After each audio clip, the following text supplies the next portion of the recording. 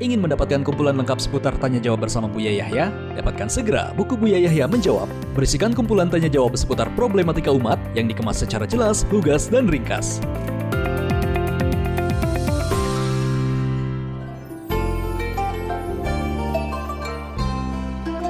Assalamualaikum Buya. Waalaikumsalam warahmatullahi wabarakatuh. Mohon izin bertanya, saya seorang istri yang pernah ditalak 3 oleh suami saya. Tapi hari berlalu sehingga kami akur kembali dan bahkan hamil anak kedua. Berdosakah saya Buya dan bagaimana solusinya? Baik, Masya Allah. Semoga Allah menjauhkan dari pertikaian, kemudian perceraian, dan Allah menjauhkan kita dari zina. Kadang begitulah uniknya hamba Allah. Ada suatu ketika, kurang lebih seperti itu, suami istri berantem terus. Bahkan katanya, Pak, sudah tidak normal hubungan saya dengan dia. Sebulan saya tidak pernah hubungan suami istri, 2 bulan dan sebagainya. Akhirnya apa? Cerai. Setelah cerai, hubungan. Berarti kan gila dia. Waktu halal nggak mau, waktu haram dia mau. Na'udzubillah. Sebetulnya dia itu hanya karena egonya yang dituruti, kesombongannya. Dia tidak akan melakukan hubungan sampai hamil lagi kecuali ada cinta di dalam hatinya. Tapi kenapa kok sampai ada talak 3? Karena dia tidak pernah ngaji, tidak pernah belajar menyelesaikan permasalahan. Rujuk. Makanya kalau ada perceraian di dalam Islam itu adalah untuk belajar. Suami setelah mencerai suruh belajar. Jangan rujuk kembali kecuali sudah dipelajari betul. Apa yang menjadikan sebab kemarin cerai? Wong sebab cerainya belum diberesin, tak tanya rujuk kembali, baru kumpul semalam cerai lagi. Nah, ini kan kebodohan. Apalagi sampai tolak 3, na'udzubillah. Setelah tolak 3 nggak bisa ketemu lagi, maka dia adalah melakukan zina. Dosa ibu yang solehah. Tapi ibu itu solehah insya Allah, karena berani bertanya. Tidak akan berani bertanya di majelis mulia kecuali orang yang dibimbing oleh Allah. Maka segera diselesaikan.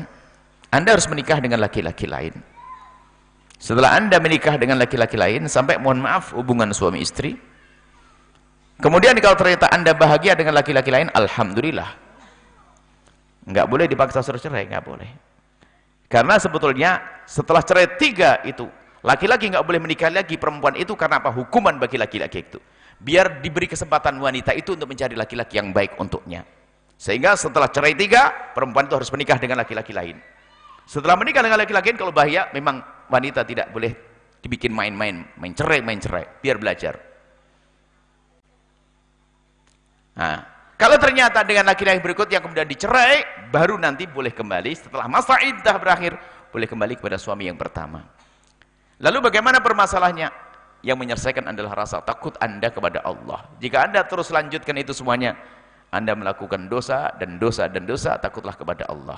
Ingat, kebahagiaan dari Allah. Semakin Anda dekat kepada Allah, maka ketahuilah Anda semakin mudah mendapatkan kebahagiaan. Maka berpikirlah Anda untuk menikah. Ibu khususnya wanita tadi berpikir untuk menikah, mencari pasangan. Kalau memang Anda punya hajat kepada laki-laki, Anda menikah. Karena sudah cerai 3 sesuai dengan pengakuannya.